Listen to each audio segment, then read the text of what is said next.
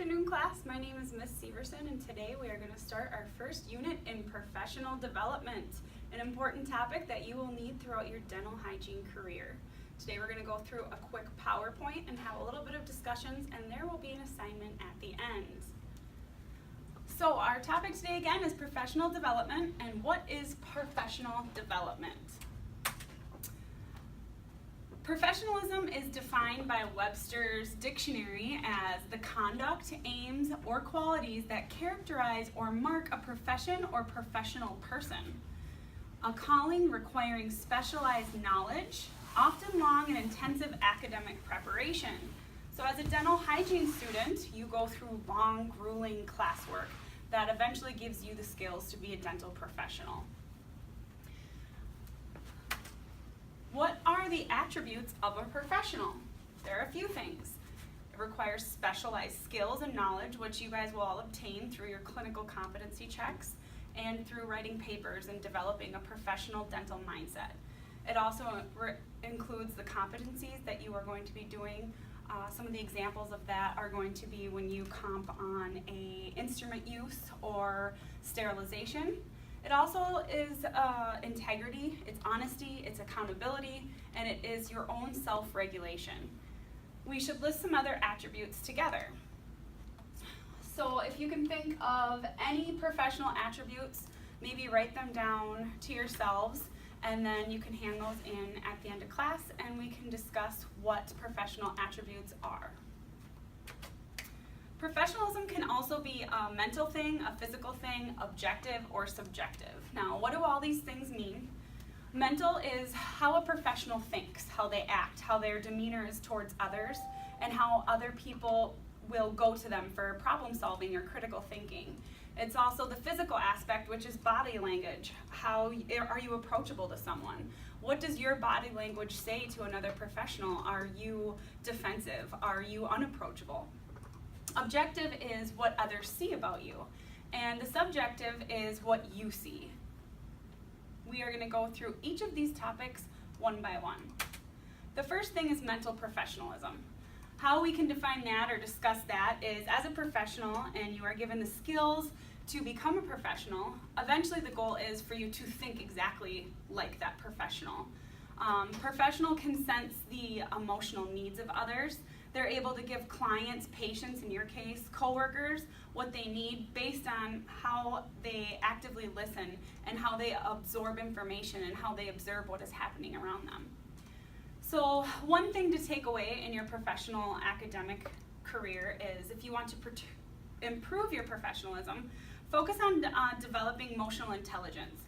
Be able to critically think, be open-minded, and when you're problem solving, it's always wise to execute all avenues before jumping to conclusions.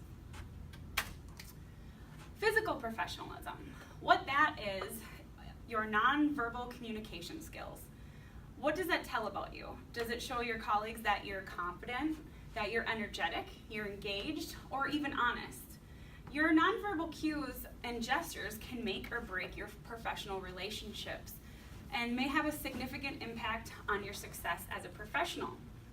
What this can mean is, let's just discuss the topic of having a dental hygiene interview for the first time.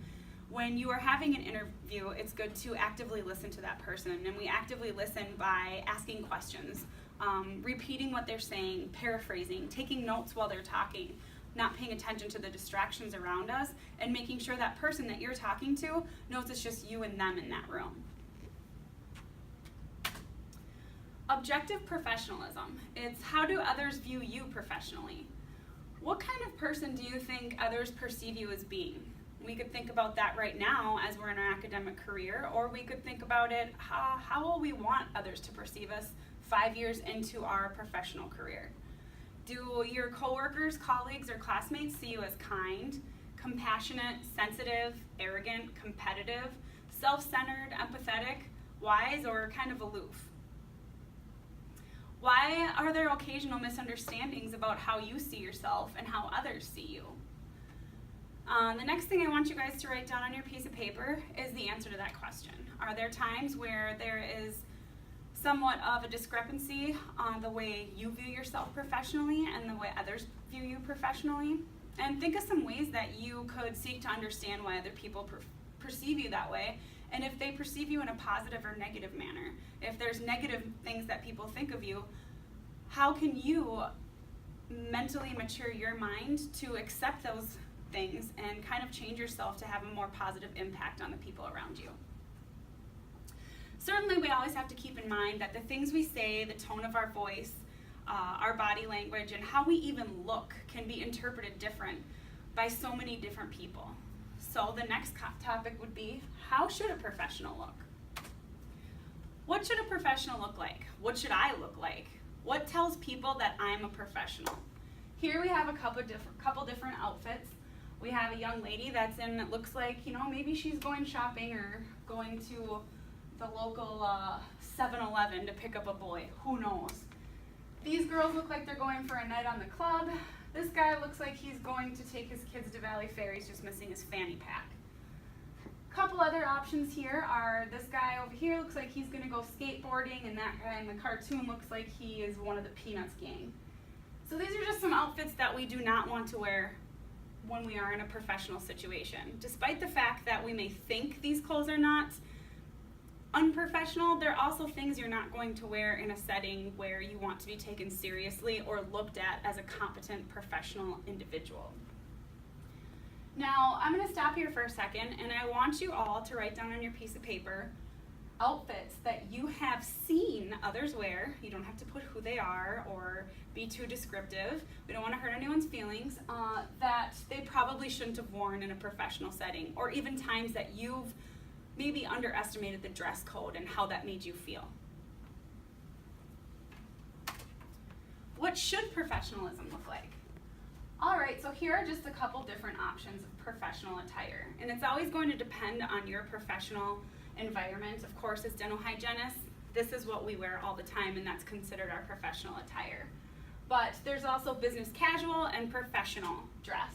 Here's just a couple examples of what to wear. As you can see, the women's clothes are more professional, they're more classy, they're more chic. There's no low-cut necks, the clothing isn't too tight or revealing, as well as the men. The men's necklines are higher, the clothes aren't too tight, they're not distracting, they're not getting in the way, they're not messy, they're not dirty. And it's all going to depend on your office. If you have a work trip where maybe you and your doctor are going to go to a convention together, if you're going to go to a convention together, how would your doctor like to represent his office team? Would he want you guys to show business casual or professional dress? Now, on your piece of paper, I'd really like it if everybody could write down the outfit in your closet that you would wear the day of an interview. And write down the outfit that you thought would be professional that now you realize maybe isn't professional. And then maybe write down an outfit that you did wear to an interview one time that was not professional at all. All right, next we have subjective professionalism, and this is how you perceive yourself professionally. And after reviewing these slides, if you were to think of yourself in professional terms, and as opposed to where you're at now professionally in your academic career and where you'll be in the future professionally, how are you going to view yourself? What differences do you think that you're going to see between now and between 5-10 years from now? Do you have professional goals? Are these goals mental? Are they physical? Are they subjective? Are they objective? What are they? Also, what would you like to see change about your professionalism right now? Is there anything about yourself that you'd really like to work on? And what do you expect from others professionally? If you were to walk into my classroom today and I was sitting in the chair and I was dressed like the girl text messaging in the previous slides, what would you have thought about me? Would you have taken me seriously? Would you have had side comments about my short shorts or me having my cell phone out? If I was sluggish in a chair and you were talking to me and I was staring at my phone, how would you feel about me? These are all things to consider when discussing professionalism with others and how you perceive yourself and what you expect from others. So based on these slides, I would really like it if the assignment this week would be a 1-3 paper on all the topics. I have posted these slides online so you can go back and make sure that you want to address the key components in the paper. The paper only has to be 1-3 pages. And on these topics, there's no references required because this is all subjective information, and I only ask that you use APA formats. Also, I included some references if you guys would like to go to these websites and kind of read where I got some of this information. Thank you for attending class today.